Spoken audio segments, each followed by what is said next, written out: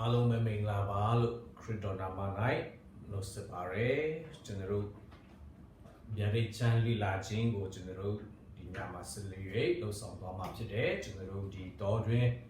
3-4ရက်ကျွန်တော်တို့ဒါမလို့နိုင်ခဲ့ပါဘူးကျွန်တော်တို့အလုပ်မအားတဲ့အကြောင်းမျိုးကြောင့်ပေါ့နော်ကျွန်တော်တို့နည်းငယ်ကျွန်တော်တို့ဒီလေဟာသွားတာဖြစ်ပါတယ်ကျွန်တော်တို့ဒီညမှာဆက်လက်ပြီးတော့မှကျွန်တော်တို့ရတဲ့ချမ်းကိုလေ့လာသွားမှာဖြစ်ပါတယ်ဆိုတော့လွန်ခဲ့တဲ့ချိန်မှာလို့ကျွန်တော်တို့ရတဲ့ချမ်းဟန်ကြီး30ကိုလေ့လာဖြစ်ပါတယ်အဲ့ဒီ30ထဲမှာ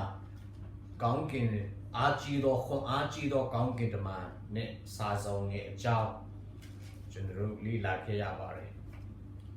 ဆိုတော့ကျွန်တော်တို့ဒီဗျာဒိတ်ချမ်းလေ့လာတဲ့အခါမှာကျွန်တော်တို့ဒီအခန်းကြီး30ကနေ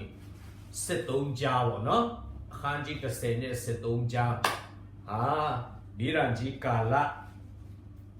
ပထမပိုင်း3နှစ်ခွဲဒုတိယပိုင်း3နှစ်ခွဲဒီရန်ကြီးကာလ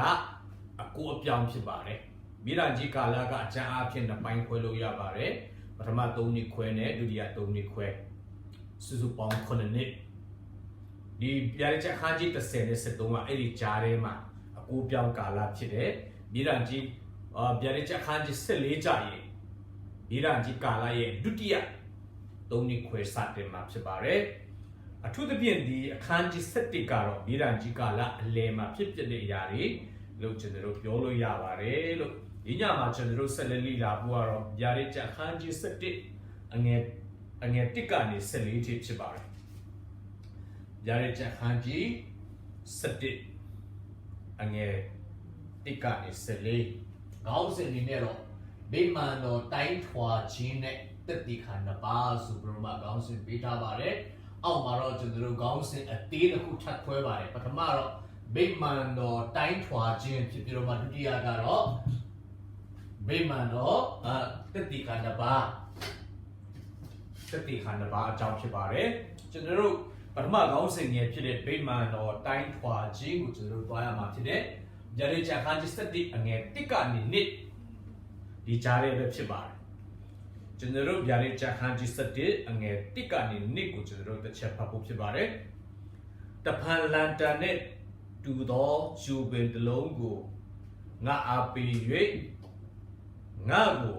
ပြောဆိုသည်ကထလော့ဘုရားခင်ဤဗိမာန်တော်နဲ့ရစ်ပလင်ကိုတိုင်းလော့ဗိမာန်တော်၌ကိုးကွယ်သောသူတို့ကို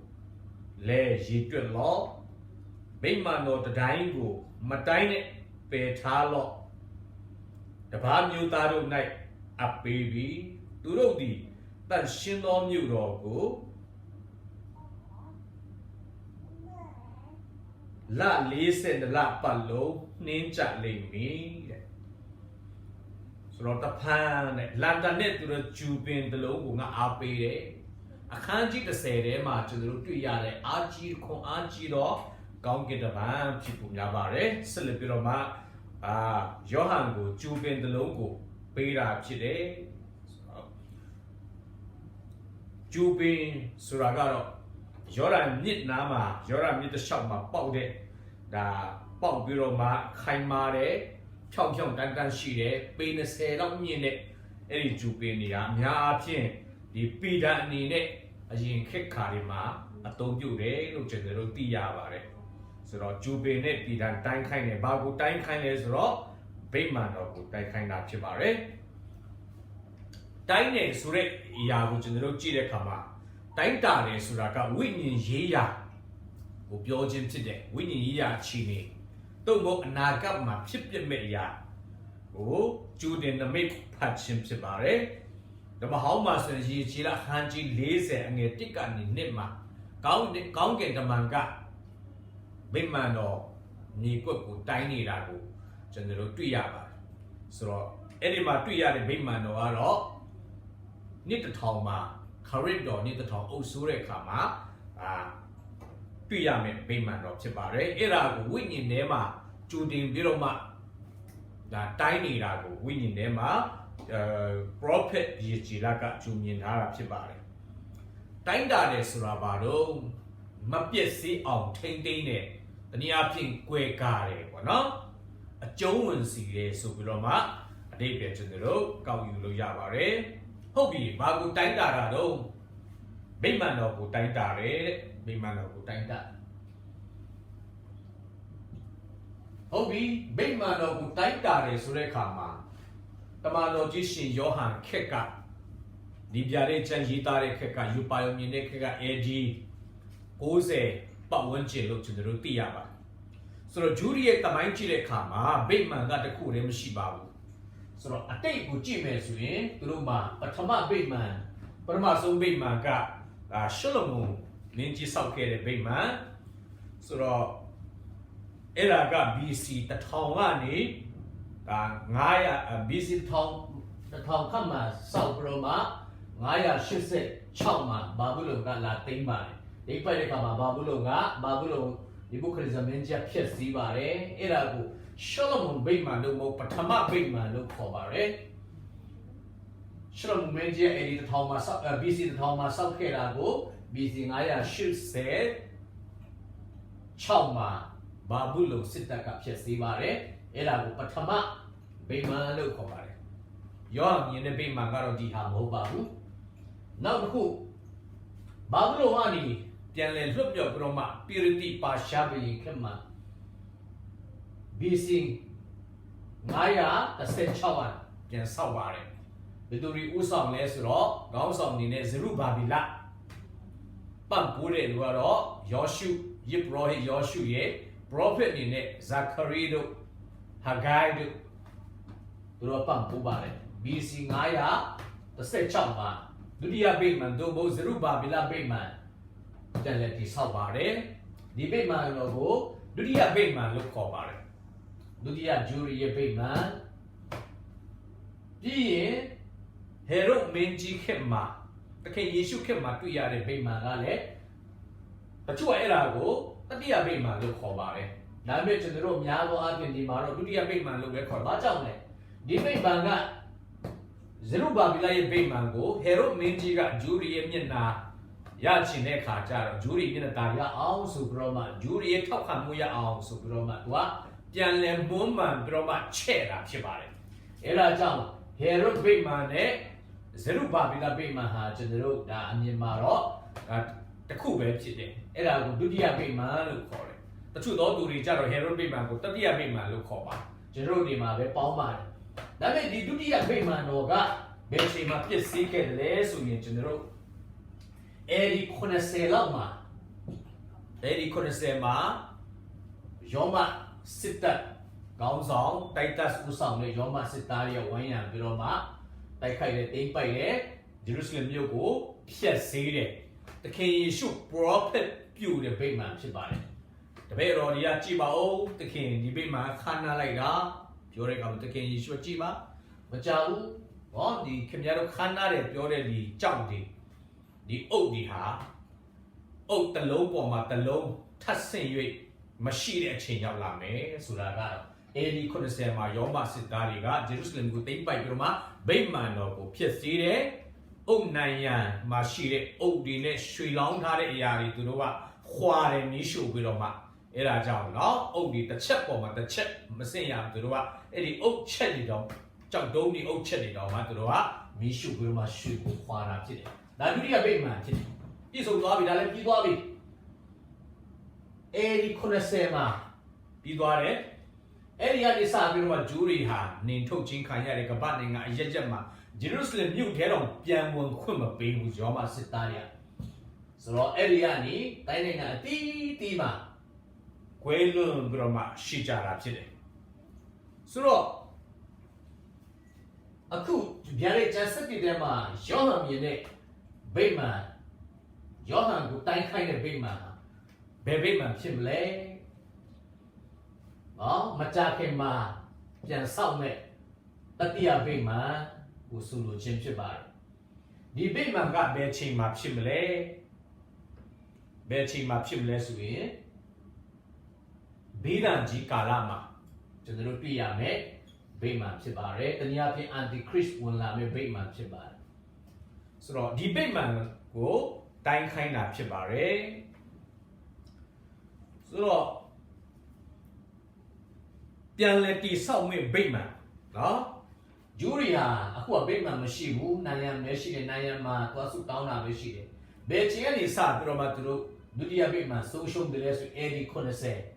Eddie Conese, who, Benedito Shibile, Natona say, Betty, Jao Mule, Bateman, Mashibene, Tatia Bateman, Mashibene, to Nila Vera, Nepal, Natal Nipa Shibabi, Era Anyaji mo bimedi chima ju anenge say artet tane badaima say artet tane juria Atulapin Orthodox Jews look correct lure ju amyaso around di chima the Rosikula pit the liberal pit there badai take Usama Bebu Kugwechin I mean Nesu or Pientan de Luria Temple Institute Temple Movement Subroma Tatia Bayman South to the Wa Saint Jara Chile Juza Jara Chima The two Riaro, look at the Pisili Sovi, Jiprohidile, Shibi, Salapimona, a Pure Shiba, Lolo Semaro, who Nimpani, Bayman or Southman Yakabenia Le,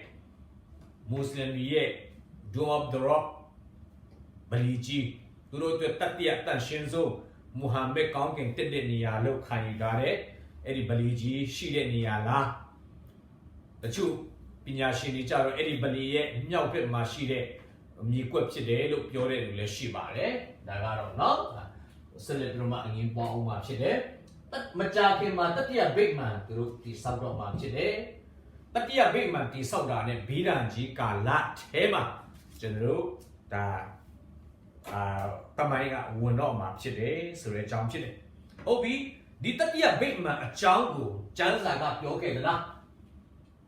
ဒီဗိမာန်တော့ကျမ်းစာထဲမှာတွေ့ရတယ်ဒုတိယဗိမာန်လည်းကျမ်းစာထဲမှာတွေ့ရတယ်ပျက်စီးတာလည်းကျမ်းစာထဲမှာတွေ့ရတယ်ဒီတတိယဗိမာန်နဲ့ပတ်သက်ပြီးတော့မှကျွန်တော်တို့ဘယ်မှာတွေ့ရလဲဆိုတမဟောင်းမှာဆိုရင်ဒိုင်လအနာဂတိကျမ်းထဲမှာကျွန်တော်တို့တွေ့ရတာဖြစ်တယ်ဒိုင်လခန်းကြီးကိုဒိုင်လခန်းကြီးကိုအငယ်26ကိုဖတ်မယ်ဆိုရင်ထိုတရင်60နှစ်တရင်လွန်ပြီးမှခရစ်တော်ဒီအခုမရပဲအသေးတက်ချင်းကိုခံရလိမ့်မည်တဲ့ထို့နောက်မှလာတော့သခင်ဤလူတို့သည်မြို့တော်ကို၎င်းတန့်ရှင်းရာဌာနကို၎င်းဖြူကြလိမ့်မည်တဲ့60နှစ်တရင်အဲ့ဒီမတိုင်ခင်မှာ9တရင်ရှိတယ်ခုနတရင်ရင်60တရင်ရင်ပြီးသွားတဲ့အခါမှာတဲ့စုစုပေါင်း69ခရစ်တော်လာမယ်အသေးခံမယ်ပြီးသွားရင်နောက်မှလာမယ်တခင်ဆိုတာကအန်တီခရစ်ကိုပြောချင်တာနောက်မှလာမယ်ဘယင်ရဲ့လူမျိုးတွေကတဲ့နော်ဘာလို့လဲဗိမာန်တော်ကိုသူတို့ကဖြူဖြက်မယ်တဲ့နောက်မှလာတော့တခင်ဤလူတို့ဒီနော်အန်တီခရစ်လူတို့ကဗိမာန်တော်ကိုဖြူဖြက်မယ်အဲ့ဒီ90မှာရောမာကဖြူဖြက်ပြီးပါပြီเนาะဒီကြည့်ဒုတိယဗိမာန်ကိုပြောချင်တာဖြစ်တယ်ပေါ့နော်ဟုတ်ပြီဆက်လက်ပြီးတော့ဖတ်မယ်ဆိုအငယ်20ခုမှာတတည်င်းတွင်ဖြူဖြက်ကြလိမ့်မည်ရည်လွမ်းမိုးသောအပြင်ဆုံးရှုံးခြင်းဖြစ်လိမ့်မည်အဆုံးတိုင်အောင်စစ်တိုက်ခြင်းပျက်အဆုံးတိုင်အောင်စစ်တိုက်ခြင်းပျက်စီးရာနဲ့ဆိုင်သောစီရင်ဆုံးဖြတ်ခြင်းရှိလိမ့်မည်တတည်င်းတွင်လူအများတို့နှင့်ပရိညင်ဖွဲ့ခြင်းရှိ၍ထို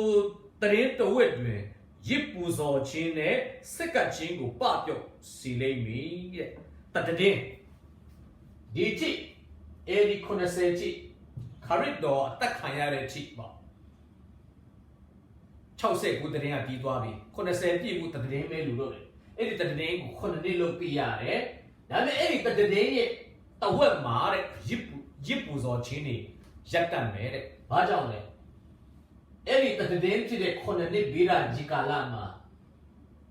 အန်တီခရစ်လာမယ်ပထမတော့လူတွေနဲ့ပရိညင်ဖွဲ့မယ်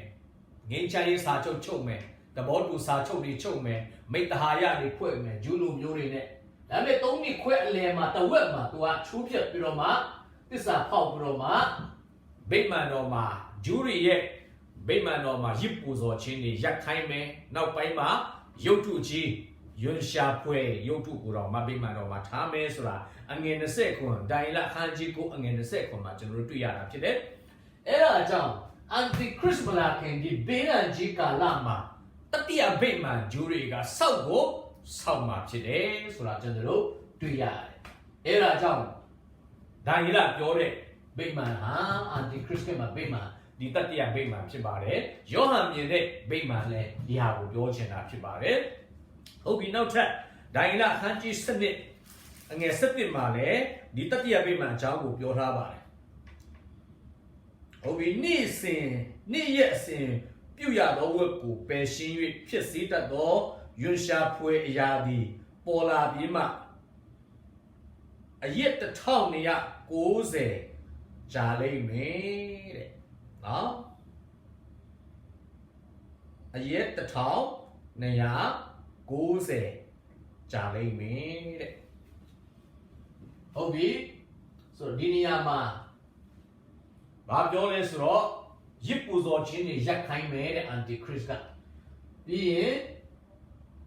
နေ့1290ကြာမယ်တဲ့ရွန်ရှာဖွေရာနော်ဒီဗိမာန်တော်ကိုညစ်ပတ်စီမှာဖြစ်ညစ်ညမ်းစီမှာဖြစ်တယ်ဆိုတော့တကယ်တော့ဘေးရန်ကြီးကာလက1260တဝက်1260ဒီ30ပါ30ပူနေတာကဒီကြားကာလမှာဖြစ်ပြတဲ့အရာတွေနှစ်ပေါင်းရက်ပေါင်း30ကြာမှာဖြစ်ပါတယ်လို့အဲ့ဒါကိုပြောချင်တယ်ကျွန်တော်တို့ပြောချင်တဲ့ point ကဓမ္မဟောင်းကအထူးသဖြင့်ဒံယေလကတတိယဗိမာန်အကြောင်းကိုပြောထားတာအဲ့ဒီတတိယဗိမာန်နဲ့ဘယ်သူတွေဆိုင်လဲအန်တီခရစ်ဆိုင်တယ်ဘိဒံကြီးကာလဖြစ်တယ်ဓမ္မတိမှာလည်းဒီတတိယဗိမာန်အကြောင်းကိုကြိုပြောထားတာရှိပါတယ်အထူးသဖြင့်မှာ24အငယ်15နဲ့21မှာကျွန်တော်တို့တွေ့ရပါဖြစ်စည်းတတ်သောယွန်ရှာဖွေရာသည်တန့်ရှင်းသောအယက်ဌာန၌စိုက်ဒီကို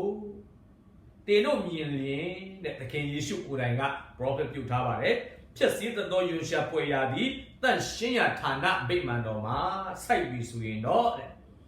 အငယ်21မှာဗိဒံကြီးကာလနော်ကဘာဦးမှစ၍မဖြစ်ဘူးနောင်၌လည်းမဖြစ်လက်တတ်တော့ဗိဒံကြီးကာလကြီးတဲ့နော်ဆိုတော့နှစ်သက်သက်သလောနိဩဝါဒစာဆောင်ဒုတိယစာဆောင်အခန်းကြီးအငယ်၄မှာလည်းဘာကြောင့်ပြောထားလဲဆိုတော့အန်တီခရစ်ကြောင့်ပြောထားပါတယ်ကိုချီးမြှောက်သောအားဖြင့်ဘုရားသခင်ဗိမာန်တော်၌ဘုရားသခင်ကဲ့သို့ထိုင်၍တဲ့ဗိဒံကြီးကာလမှာဒီခက်ခဲဆုံးကာလမှာအန်တီခရစ်ဟာဗိမာန်တော်ထဲမှာထိုင်မယ်ယွန်ရှာဖွေရာရုပ်တုကြီးစိုက်မယ်ဆိုတဲ့ချက်တွေကိုကျွန်တော်တို့ယူထားတာဖြစ်ပါတယ်เนาะအဲ့ဒါကြောင့်ဒီဟာရှင်ယောဟန်တမန်တော်ယောဟန်တိုင်းတဲ့အရာကဗိမာန်တော်တတိယဗိမာန်တော်အကြောင်းဖြစ်ပါတယ်ဗိမာန်တော်လို့ပြောတဲ့အခါမှာ Greek စကားမှာစကားလုံးတစ်လုံးရှိပါတယ်ပထမကတော့ Heron ဖြစ်ပြီးတော့မှဒုတိယကတော့ Naos ဖြစ်ပါတယ် Heron ကြတော့ the whole temple area Heron လို့ပြောတဲ့အခါမှာဗိမာန်တော်ရဲ့မြေကွက်အားလုံးကိုဆိုလိုတာဖြစ်တယ်ဗိမာန်တော် area နော်ပတ်ဝန်းကျင်အားလုံးကိုဆိုလိုတာဖြစ်တယ်အပြင်ရောအတွင်းရောအားလုံး Naos ဆိုတဲ့စကားလုံးကတော့ sanctuary holy place တန်ရှင်းရာဌာနအတွင်းတန်ရှင်းရာဌာနတန်ရှင်းဆုံးဌာနနဲ့ဆိုင်တဲ့အတွင်းပိုင်းဒါဗိမာန်ကိုပြောချင်တာဖြစ်တယ်ဒီနေရာမှာသုံးထားတဲ့စကားလုံးကတော့အတွင်းပိုင်းနဲ့တန်ရှင်းဆုံးတန်ရှင်းရာဌာနနဲ့ဆိုင်တဲ့ဗိမာန်တော်ဖြစ်တယ်ဆိုတော့အဲ့ဒီဘက်ကိုတိုင်းခိုင်းတယ်နော်ဘယ်ဟာတွေတိုင်းခိုင်းလဲဆိုတော့ကျွန်တော်တို့ဒါပြန်ကြည့်မယ်ဆိုရင်ဗျာဒိတ်ချခန်းကြီး7ဗိမာန်တော်နဲ့ရစ်ပလင်ကိုတိုင်းလောတဲ့အတွင်းတန်ရှင်းရာဌာနနဲ့ရစ်ပလင်ကိုတိုင်းပါတဲ့ဗိမာန်တော်ကိုဒါအဆင့်ဆင့်ခွဲခြားတာကိုတွေ့ရတယ်ဟုတ်ပြီပြီးရင်ကူးကွယ်သူတို့ကိုရည်တွက်ပါတဲ့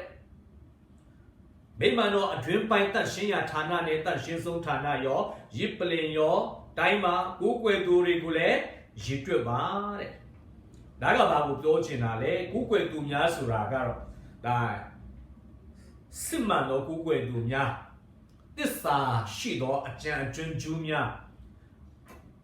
Usulu Jimjibari, Ye Shugo, Lekan Yung Jime, Jury go Piochena Chide, Big Man no ha, Jury go Sapubare, Rajon Julumio, the Churiga, Gagwe Jim, Yarkin, a 2, Jwikao Jin, Getting Jin. Kayama Chide, so the Jam Chide, Anti-Chris Kemma, no? Hobi, Big Man, a dream of my Tashizo Tana, Tashia Tana, being Yippling, Shide Niagara, Yip Rohidi, Ye Court, Yip Rohidi, Nia. Era Pidway, not a pin dime, a pin male, a hanto canlo shide. Julu, you eat real lumia shide nia. Eddie, a can got the can. Eddie Yama, you jari tata, main lady tata. Being a pin kanga the kushi dide. Lila do nya. Bedu belum yomusu, time the bari, but no? Da, Tualu yare nia. Era ya pin campimare. A coop yojena, a drink candy. Then Shia Tanari. Time, not eaten Petaba, no erari, Piarikinga, Gagwe me, Suret Bobchit. Julu yo, the Chuha, Piarikin, Judin Gagwe Tare. Hobby, Imaba Yole, Bima not the dying room, Matine, Petalo, the Bar Yudaro, a baby. Do not return Shino Murogo. La, lazy la palo, Ninja lay me. Ninja lay me. Huh? Diniama Bemano, the time with Matine Surekama, Appian Bemano, Appian Biku, Yochen, Chide, Bemano, Appian the time with Matine Chanaba, live up to your Muyans Gama, kick out Rosubari, Cantoba. Now, you must sign a Cantoba, Pedaba, Petoba, Suret Mopsin. Suluraga Vaja. No, Dinia would take the body, baby, take the body, let her we take the body and Ninchi me, Subiroma. No, Shin Johan will go out Chile. So, Jerusalem, you go, Tani Absin, Anti-Chris Sitaka, La Time, Terekama, mute the whip. They bite me, they bite the kama. The chew, Juria, Atakaya me, Zakrido Barutema, Jew. Topo Napong, attack Kaya Melo to the prophet Tava, Milanji Kalama. Topo the Povaro, some young me, now, Subiroma Chandro, the Yava. So, time the body, let him a shibi, to the listen a lot, Nancy lay me, Nancy lay me. Duro the tan shin on you who listen a butt. Now, listen the pump open and listen the lap shiba. Listen the lap low, ninja lay made. Hope we listen the lap to the road, Chia. Big man not appear big who listen the lap.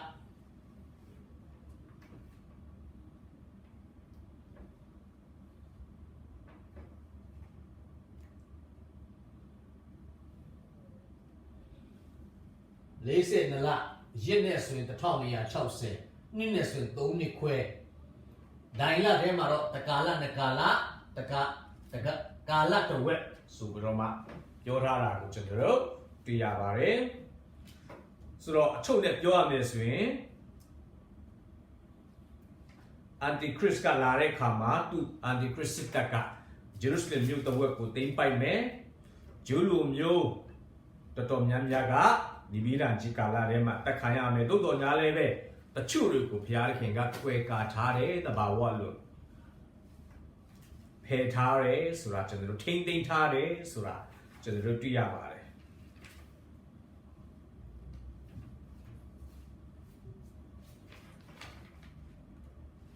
Obi, the listen the lago, Jari Chakanji set it again it, Jari Seto again, listen the lago, Yoravare. Yari just set it though, send it chow maro. Yep, bound the Tommy at chow say, look, your rabbi. Daila, Hanji going in a second maro, don't you quail, your rabbi. Being Daila, Hanji going in a saying, Hanji send it again, Yari, Hanji send it again, Lima. Takala, Nakala, Kala to whip. Subiroma, a Niptian, Janza, a Niptian, Tara, which is the Rutia. အဲ့ဒါကြောင့် Antichrist က Jerusalem ကိုသိမ်းပိုက်ပြီးတော့မှညင်းဆဲမဲ့အတိကဒုက္ခအကြီးမားဆုံးကာလကဘယ်ကာလလဲဆိုတော့ဘိဒံကြီးကာလ9နှစ်ရဲ့နောက်ဆုံး3နှစ်ခွဲရက်နဲ့ဆိုရင်1260လနဲ့ဆိုရင်42လ prophetic စကားနဲ့ဆိုရင်တကာလနှစ်ကာလကာလတစ်ဝက်ပတ်လုံးဆိုပြီးတော့မှဒါသူ့ဝက်ပြောထားတာကိုကျွန်တော်တို့တွေ့ရပါတယ်เนาะအဲ့ဒါတော့ဘိဒံကြီးကာလရဲ့ဒုတိယပိုင်းတကယ်ပြင်းထန်ဆူရွားတဲ့ကာလကိုပြောချင်တာဖြစ်ပါတယ်ဟုတ်ပြီအခုကျွန်တော်တို့တက်တီခန္ဓာဦးတက်တီခန္ဓာဘာအကြောင်းကျွန်တော်တို့တွားရအောင်ဗျာဒိတ်ချန်ခန်းကြီး7အငယ်3ကနေကျွန်တော်တို့တွားရမှာဖြစ်ပါတယ်ငါဤတက်တီခန္ဓာဘာကိုငါအခွင့်ပေးမည်သူတို့ဒီရှော်တီအဝတ်ကိုဝက်လျက်အရက်1260ပတ်လုံး profit ပြုကြလိမ့်မယ်တဲ့အဲ့ဒီအချိန်မှာဒီဘိဒံကြီးကာလအလေ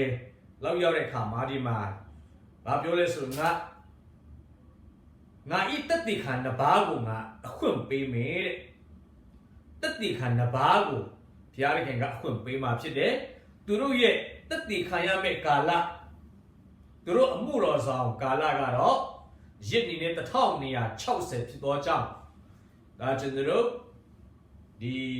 လအနေနဲ့တွေ့တဲ့အခါမှာ42လဖြစ်ပါပဲနှစ်နဲ့ဆိုရင်3နှစ်ခွဲ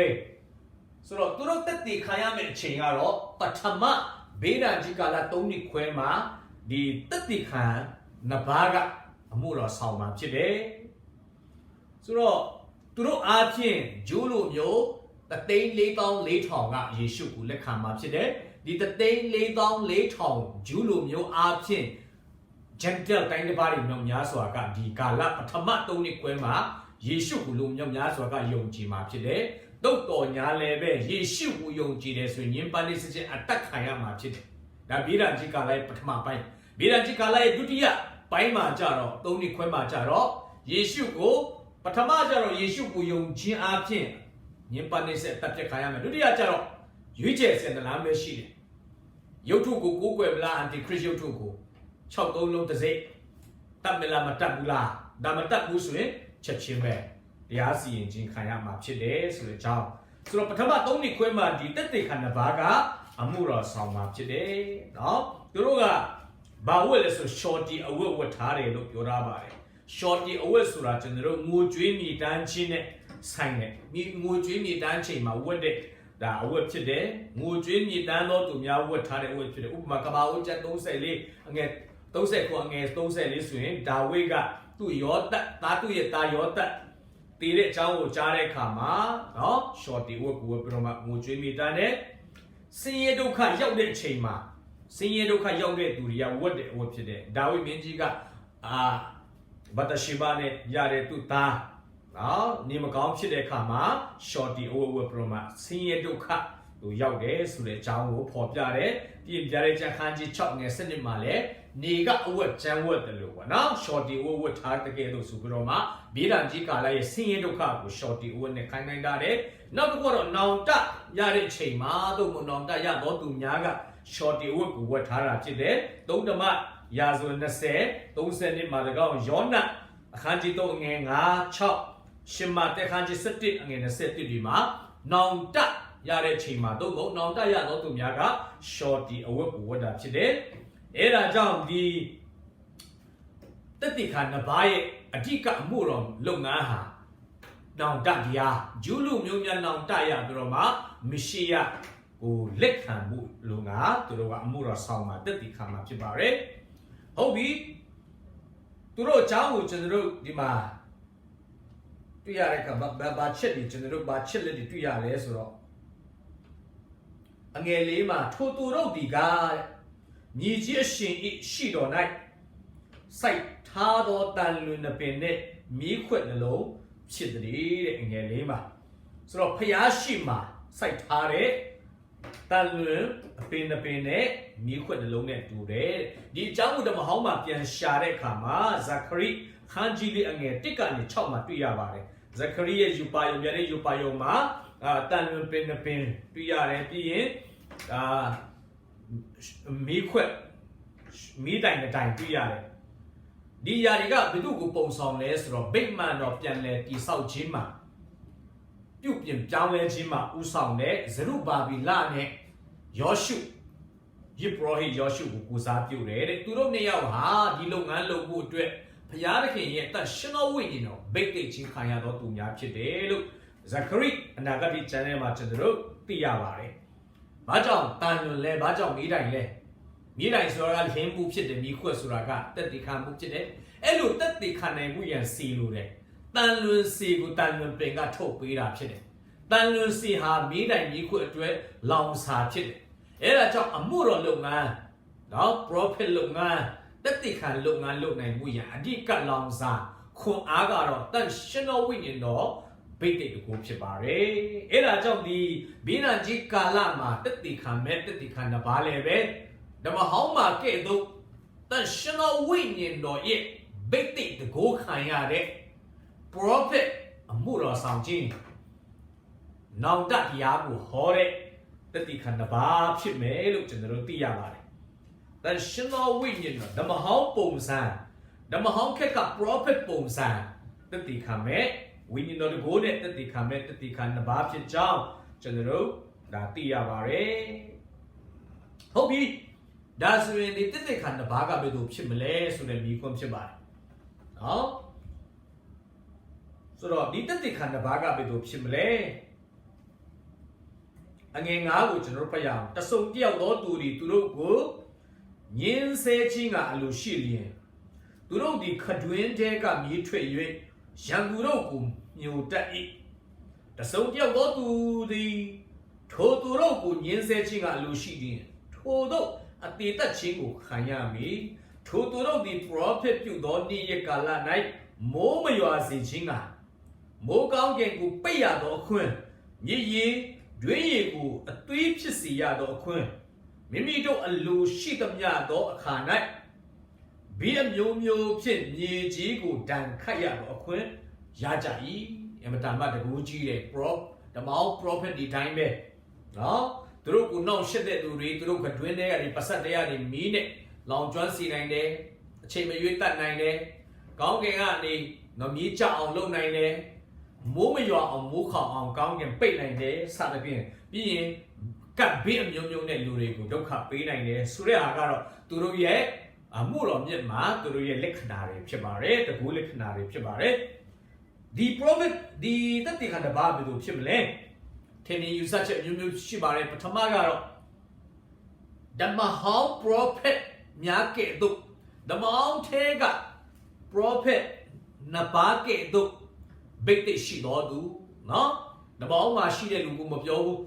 ဓမ္မဟောင်းမှာရှိတဲ့ prophet ဒီနှစ်ပါးလူပဲသူတို့ရဲ့ဝိညာဉ်သူတို့ဗိတ်သိက်ရှိမဲ့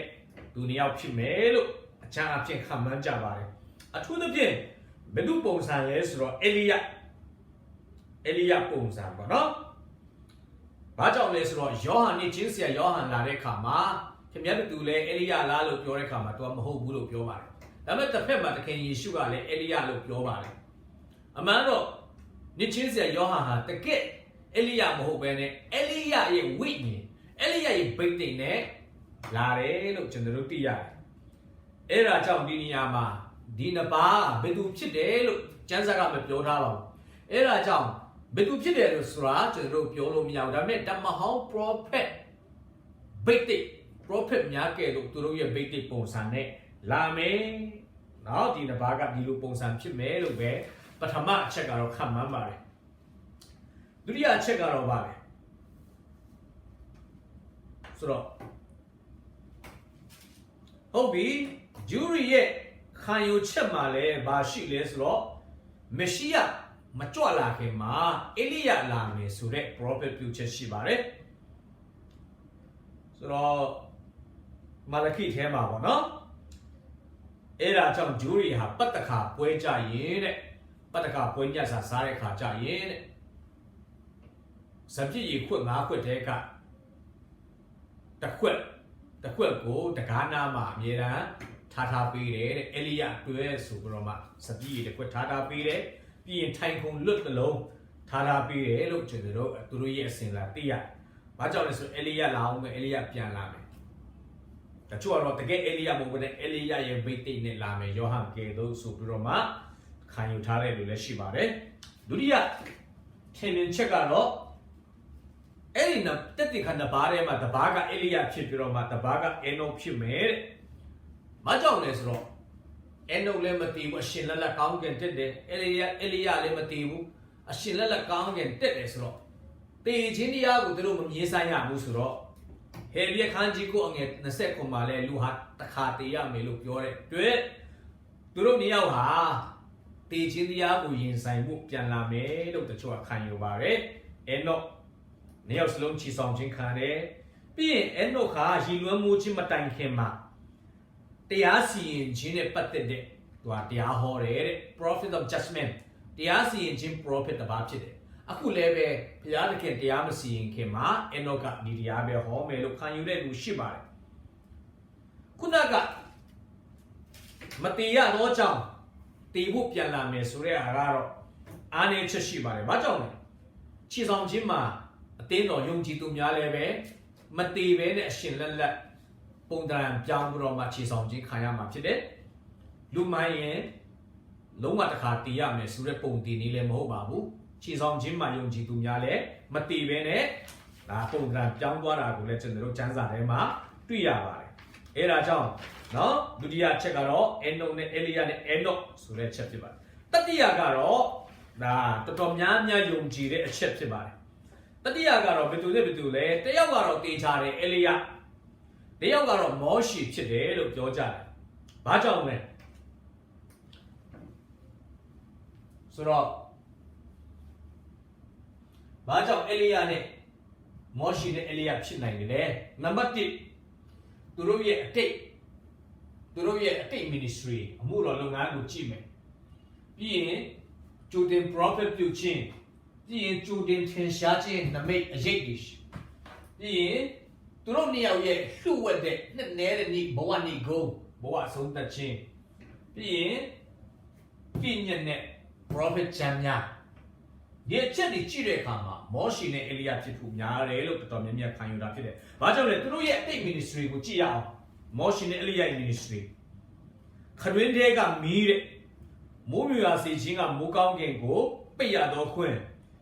Ye, Dwayne, Twitchisi, be a new net, be Gitaro, who can come, so that they can buy a chetnet do, Moshi Elia ministry Chile Kama, Moshi Suye, Egypt, my Egopima 90 go, Twitchisi, not from your chan, Hanji Kung, and yes, listening, Nasenga, Celiani. Being big, can be a new net, Egypt, you would done cut day, from your chan Hanji. Koani, thou shalt certainty. General be a chetty to the kama. The Rema 3 yare. That the kind of buy a chet and moshi a chele, Punira, General 3 yare, Yaswa seen to it, no? Bira Jikalama, Chimme. Be Anie, Cabiria leve, Egruma, Chide, Cabiri, Totomia Cassins and Chit. Elia ministry Gia. Tejare. Tony Nechola. Sudan Rekama, Mukang and Pay and Mukang. The Mayazun, Tatia Sasso, Hanji Sekoma Tuyame. The Batima, Shinyako Hanjingang and Selisashima Tuya. Being Yanduria to Pambula Rekama, Kaungani Michas in Eliana. The Mayazun, the Tatia Sasso, Hanji Sashi and Don Seshima Tuya. Being Jipus or Rekama, Camila Moma, Kaungani Mi, Jazira, which in the Rotuyare, Erajam Elia. Eliane Moshi, a take ministry with Jirekama, dear Chili General to Yabari. Now the cook. Judin Robert Puche Shila, no? A truly Eliane Patelu Shiba, Malaki, a Hanjili and Gama, Tara Pei, Jome Puelo, Ni Jimatang King, Prophet Elia in Silo Me, so that jury can you tare, Elia in La Me, so that prophet prophecy Shiba. But the chip. To know hard. Judin a yet ten shajin, she the last and she body, Mat de Secon and get Ticani Coma. တခင်ယေရှုတောင်းပေါ်မှာဆုတောင်းနေတဲ့ချိန်မှာ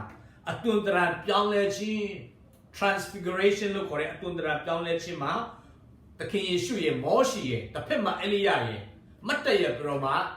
လာမယ့်နိုင်ငံတော်အကြောင်းဆွေးနွေးနေတာကျွန်တော်တို့တွေ့ရတယ်။သူတို့ဘုံကြီးတဲ့ဖျားရဲ့နိုင်ငံတော်အကြောင်းဘုံအတည်ရည်နဲ့သူတို့ဟာပြည့်ကြတယ်။ဒါကဘာကိုကြိုတင်ပြထားလဲဆိုတော့အနာဂတ်မှာဖြစ်မဲ့အရာကိုကြိုတင်အရေးပြထင်ရှားခြင်းကိုကျွန်တော်တို့တွေ့ရတယ်။ဆိုတော့နောက်ကဘာချက်ရှိသေးလဲ။သူတို့နှစ်ယောက်ရဲ့ဘဝဆုံးသက်ခြင်းကလှုပ်ဝတ်တာဖြစ်တယ်။မောရှိကြည့်မယ်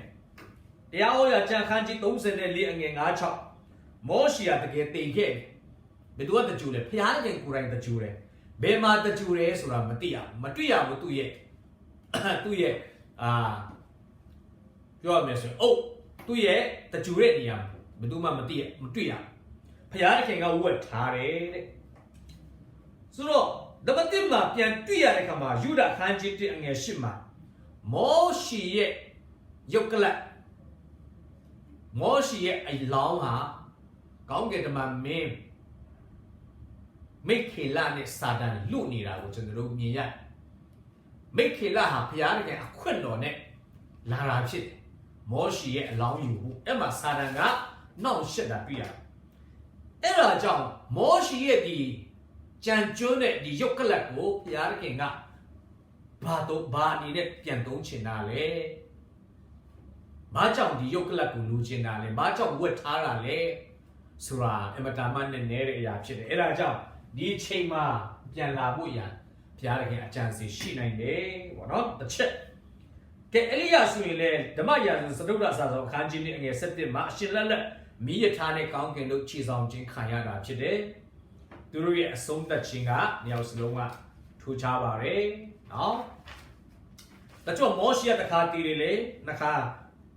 ဘာဖြစ်လို့တည်ရမှာလဲလို့ပြောကြပါတယ်နှခါတည်လို့ရမလားပေါ့နော်မှန်ပါတယ်မောရှိပဲမို့ပေါ့ကျမ်းစာထဲမှာလာဇရုလည်းယေရှုကပြန်ရှင်စေတယ်မဲ့ပြန်တည်ပါတယ်ယာဣရုရဲ့သမီးလည်းပြန်တည်ပါတယ်နှခါတည်တဲ့လူတွေကျမ်းစာထဲမှာအများကြီးရှိပါတယ်နောက်ဆုံးတစ်ချက်ကတော့ law and prophet ဂျူးလူမျိုးတွေအဓိကကျမ်းစာက law ပြည့်ညက်နောက်ပြည့်ညက်ကျမ်းနဲ့ prophet ကျမ်းဖြစ်ပါတယ်မောရှိယာပြည့်ညက်ကိုကိုစားပြုတယ်အေလိယဟာဒီ prophet များကိုကိုစားပြုတာဖြစ်တယ်ဘာကြောင့်လဲသူတို့တာဝန်ကပါလေဂျူးလူမျိုးများနောင်တရဖို့ဝိညာဉ်မျက်စိပွင့်ဖို့မေရှိယကိုလက်ခံနိုင်ဖို့ပြည့်ညက်တော်နဲ့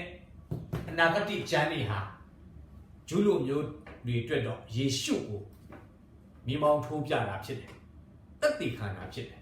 အဲဒါကြောင့် Lord and Prophet မောရှိနဲ့အေလိယဟာဂျူးလူမျိုးများဝိညာဉ်မျက်စိပွင့်ဖို့မေရှိယကိုလက်ခံဖို့မိမောင်းထိုးပြခြင်းဖြစ်တယ်လို့တော်တော်များများကဒီအချက်ကိုခံယူထားတာဖြစ်ပါတယ်လို့ပေါ့နော်ဟုတ်ပြီshorty over နဲ့သူတို့ကတိုးတက်တဲ့ဒီခေတ်ကာလကြီးထဲမှာအမတန်မှခက်နောက်ကြတဲ့ဓမ္မဟောင်းပုံစံနဲ့ပေါ်လာမှာဖြစ်တော့ကြောင်းလောကီသားတွေကသူတို့ကိုတအားလောင်ပြောင်မှာဖြစ်တယ်လောင်ပြောင်မှာဖြစ်တယ်တို့တော့လေတစ်ဖက်မှာဆိုရင်လောကီသားတွေကသူတို့ကိုတအားမုန်းမှာဖြစ်တယ်ဘာကြောင့်မုန်းမလဲသူတို့ခံရတဲ့တစ်ခုပြီးတော့ခံရတဲ့ဘေးဒဏ်တွေဟာဒီကပ်ဘေးတွေဟာဒီနှစ်ယောက်ကြောင့်ဖြစ်တယ်ဆိုပြီးတော့မှဖျားကြောင့်ဖြစ်တယ်လို့ဖျားတခင်တရားစီရင်တယ်လို့မခံယူပဲတဲ့ဒီလူနှစ်ယောက်ကြောင့်ဖြစ်တယ်ဆိုပြီးတော့မှသူတို့ကိုအဖြစ်ပုံချတော့ကြောင့်သူတို့ကိုတအားမုန်းမှာဖြစ်တယ်ဆိုတဲ့အကြောင်းကိုကျွန်တော်တို့တွေ့ရတယ်သူတို့ကိုကြတော့ဖျားတခင်ကတဘာဝလုံးကွဲကားတယ်ဘယ်သူမှသူတို့ကိုဒုက္ခပေးလို့မရဘူးတတ်ချင်တဲ့လူကသူတို့ရဲ့ခတွင်းထဲကနေထွက်တဲ့မီးနဲ့အသက်ခံရမှာဖြစ်ပါတယ်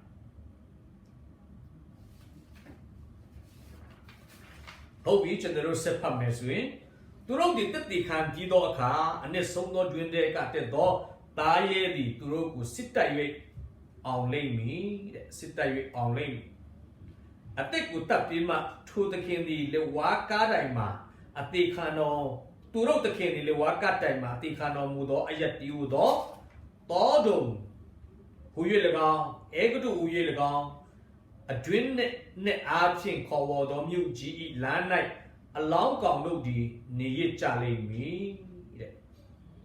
အတိအတိဘာသာစကားကိုပြောသောလူအမျိုးအနွယ်တို့သည်3ရက်ခွဲပတ်လုံးအလောင်းကောင်တို့ကိုမြင်ရ၍တကြူချင်းကိုမြစ်တားကြလိမ့်မည်နော်မြေကြီးပေါ်မှာနေသောသူတို့သည်ထိုအလောင်းကောင်တို့ကိုမြင်သောအခါဝမ်းမြောက်၍ပျော်မွေ့ခြင်းကိုပြုကြလိမ့်မည်တယောက်ကိုတယောက်လက်ဆောင်ပေးလိုက်ကြလိမ့်မည်အကြောင်းမူကားအထက်ကသူ prophet တစ်ပါးတို့သည်မြေကြီးပေါ်မှာနေသောသူတို့ကိုပြင်းစွာနှောင့်ယှက်ညှင်းဆဲကြသည်ဟုငါအားပြောဆိုလေ၏နော်ဟုတ်ပြီတလောကလုံးကဒီ prophet နှစ်ပါးကိုအမတမစိတ်ဝင်စားတာဖြစ်တယ်ဆိုတော့သူတို့ကလောင်ပြောင်းတယ်မုံတီးတယ်ဒီအချက်တွေကလည်း antichrist ဖြစ်စေတာဖြစ်တယ် antichrist ကအဲ့ဒီအချိန်မှာတလောကလုံးကိုလွှမ်းမိုးရန်ဒါ one system ဒါတကဘာစနစ်ပေါ့နော်တယွာစနစ်လို့ပြောရမလားဒါဘဟုစနစ်အထူးသဖြင့်ဘာသာတရားအားလုံးကိုပေါင်းစပ်တယ်ပေါ့နော်စနစ်သူကစတင်မှာဖြစ်တယ်သူ့အတွက်ဒီ prophet နှစ်ပါးအနောင်ရှစ်ဖြစ်တယ်ဒီ prophet နှစ်ပါးဟာတမာတရားကိုဟောသောကြောင့် antichrist အတွက်အနောင်ရှစ်ဖြစ်တယ်လောကလူသားတွေအတွက်တကယ်တရားစီရင်ခြင်းဖြစ်တယ် antichrist ကသူတို့ကိုဒါစစ်တိုက်မယ်တဲ့စစ်တိုက်တဲ့အခါမှာဘုရားသခင်ရဲ့အခွင့်အားဖြင့် antichrist ကသူတို့ကိုအနိုင်ယူတတ်မှာဖြစ်တယ်တတ်တဲ့အခါမှာတဲ့သူတို့ကိုဂျေရုဆလင်ရဲ့မြို့လမ်းမပေါ်မှာသူတို့အလောင်းတွေတကြူခွင့်မပေးဘဲနဲ့အလောင်းတွေဒါအဲ့မှာပဲလဲထားမယ်ဆိုတာကျွန်တော်တို့ဒါသိရပါတယ်အဲ့ဒီနေရာမှာ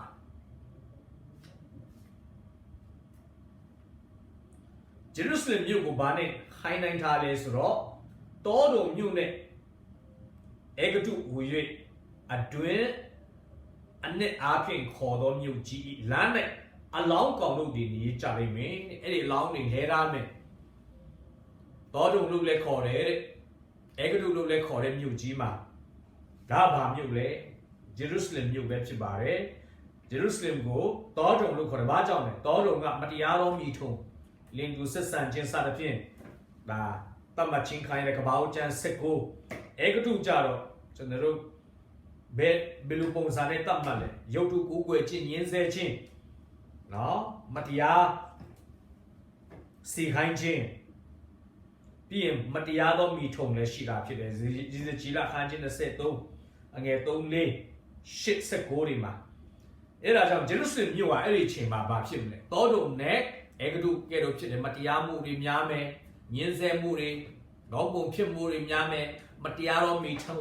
ပြုခြင်းတွေများမယ်အဲ့ဒီအချိန်မှာပေါ့နော်အဲ့ဒီမြို့ရဲ့လမ်းမပေါ်မှာဒီတက်တိခါနှစ်ပါးရဲ့အလောင်းနော်မတကြူပဲနဲ့ဒီတိုင်းပဲထားမယ်အဲ့ဒါကိုအလောကလုံးကမြင်မယ်တဲ့ဗျာလုံခဲ့တဲ့နှစ်ပေါင်း2000ခန့်က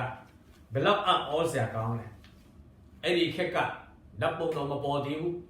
စပိတ်တော့မပေါ်သေးဘူးကက်ဆက်တော့မပေါ်သေးဘူးရေဒီယိုတော့မပေါ်သေးဘူးတက်တိခါနှစ်ပါးရဲ့အလောင်းကောင်ကိုလမ်းမပေါ်မှာလဲနေတာကိုတကဘာလုံးကမြင်ပြီးတော့မှပွဲတွေကျင်းပမယ်လက်ဆောင်တွေအချင်းချင်းပေးကြမယ်တဲ့သူတို့ပါတီပွဲတွေလုပ်ကြမယ်တအားဝမ်းသာမယ်သူတို့ကငါတို့ကိုဒုက္ခပေးတဲ့ကောင်တလောကလုံးကိုဒုက္ခပေးတဲ့ကောင်တေးပြီဆိုပြီးတော့မှပြီးရင်သူတို့က antichrist ကိုလည်းသူတို့ကအဲ့မှာနော်သူကဲ့သို့တူတဲ့သူမရှိဘူးဆိုပြီးတော့မှဒါအာကိုချီးမွမ်းကြမှာဖြစ်တယ်အခုစဉ်းစားကြည့်ပါရှင်ယောဟန်ခက်မှာစပိန်တော်မပေါ်သေးပါဘူးဒါပေမဲ့အဲ့ဒီခက်မှာသူဘာယူပါယုံမြင်လဲတက်တိခါနှစ်ပါးဂျေရုဆလင်မြို့လေကောင်မှာအသက်ခံရသူတို့ရဲ့အလောင်းကိုတကဘာလုံးကမြင်ရမယ်မကြောက်ဘူးဓ ဓာတ်ပုံမကြဘူး TV မကြဘူးဂျူရုစလောင်းတွေပေါ်လာတယ်မကြဘူးခုအင်တာနက်မကြဘူးလူတိုင်းရဲ့လက်ထဲမှာ handphone နဲ့ကျွန်တော်တို့သတင်းကြည့်နေရတာ TV မကဘူး Facebook live ကျွန်တော်ထင်တယ်အဲ့ဒီခက်ကြရင်ကျွန်တော်တို့လမ်းမှာရှိတဲ့ကြော်ညာဆိုင်းဘုတ်တွေအားလုံးက media TV internet ဖြစ်မယ်လို့ကျွန်တော်ယုံကြည်တယ်ကျွန်တော်တို့ရဲ့နိုင်ငံတွေเนาะကျွန်တော်တို့အိမ်မှာရှိတဲ့နိုင်ငံတွေအလိုလိုနဲ့ကျွန်တော်တို့ကြည့်တဲ့မာနီက TV ဖန်တာဖြစ်မှာဖြစ်။ဘာကြောင့်လဲတလောကလုံးကတစ်ချိန်တည်းမှာမြင်ရအားလုံးကဝမ်းမြောက်ဝမ်းသာဖြစ်ကြမှာ။နော်ငါတို့အောင်ပြီဟိတ်ဆိုကြတော့မှ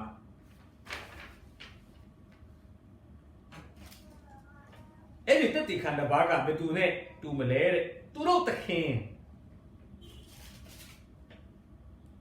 ဒီနေရာမှာသူတို့သခင်ဒီလေဝါကတိုင်မှာအတိခန္ဓာမူသောအယက်တီဟူသောအဲ့ဒီမြို့ကသူတို့သခင်လေဝါကတိုင်မှာအသက်ခံရတဲ့မြို့ဖြစ်တယ်ဂျေရုဆလင်မြို့ဖြစ်တယ်တောတော်မြို့လို့လည်းခေါ်တယ်အေဂတုလို့လည်းခေါ်တယ်သခင်ယေရှုကဲ့သို့သူတို့သခင်ကဲ့သို့နော်ဆိုတော့ဘယ်လိုတူတယ်လဲဒီတက်တိခန္ဓာဘာကသခင်ယေရှုက3နှစ်ကျော်အမှုတော်ဆောင်တယ်တက်တိခန္ဓာဘာကလည်း3နှစ်ခွဲအမှုတော်ဆောင်တယ်သခင်ယေရှုကတကိုးပြတဲ့အနာငယ်နဲ့ဆုနေထုတ်တယ်ဒီတက်တိခန္ဓာဘာလည်းဘီဒံလူတွေကိုဘီဒံခတ်တဲ့တရားစီရင်တယ်တကူနမိတ်လက္ခဏာပြတယ်သခင်ယေရှုကဂျေရုဆလင်မြို့ပြင်လေဝါကတိုင်နော်ကာရနီလို့ခေါ်တဲ့ဦးကောင်းခွန်အရက်မြို့ပြင်လေဝါကားထဲမှာတတ်ခံရတယ်ဒီတက်တိခန္ဓာကလည်းမြို့ရဲ့လမ်းမကြီးပေါ်မှာတတ်ခံရတယ်သခင်ယေရှုတတ်ခံရတဲ့အချိန်မှာလူအုပ်ကြီးကကြွေးကြော်ပြမအောင်ပါပေးကြဒီတက်တိခန္ဓာဘာတတ်ခံရတဲ့အခါမှာတကဘာလုံးကပွဲတွေကျင်းပလက်ဆောင်တွေပေး3ရက်သခင်ယေရှုတကြိုချင်းခံရတယ်တက်တိခန္ဓာဘာက3ရက်ခွဲအလောင်းနေလမ်းပေါ်မှာထားနောက်ဆုံးချင်းခံရတယ်3ရက်မြောက်မှာသခင်ယေရှုထမြောက်တကယ်လို့3ရက်ခွဲ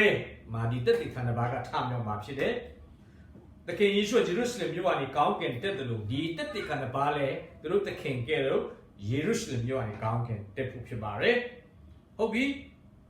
ခုနကဖတ်သွားတဲ့အဆက်လေးကျွန်တော်ဖတ်ဖို့ရှိပါတယ်အငယ်7မှာထို့နောက်3ရက်ခွဲလွန်ပြီးလျင်ဘုရားသခင်အထံတော်ကအသက်ဝိညာဉ်တွေသူတို့၌ဝင်သဖြင့်သူတို့ဒီမတ်တထ၍မြင်သမျှသောသူတို့ဒီအလွန်ကြောက်ရွံ့ကြ၏3ရက်ခွဲလွန်တဲ့အခါမှာ